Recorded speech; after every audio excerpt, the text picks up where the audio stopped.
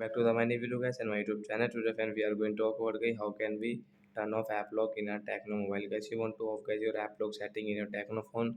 So friend, how can you off? Today I will show you in this video how to off app lock setting. So before starting video friend, first of all go and subscribe the channel guys, click the bell icon, like my video guys.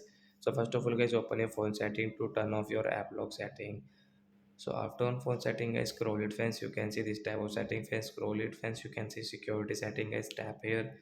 Again scroll guys, you can see your app lock setting guys, tap here. Then draw your pattern, and friends you can see right side this icon guys, tap here. Guys you can see enable app lock setting guys, tap here and turn off. So guys your app lock will off guys, you will have to start again.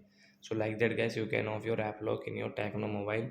So that's it guys, thanks for watching the video guys. We will meet on next video guys with new topic. Before going guys, please go and like the video, subscribe the channel. Bye bye friends, thanks for watching the video guys.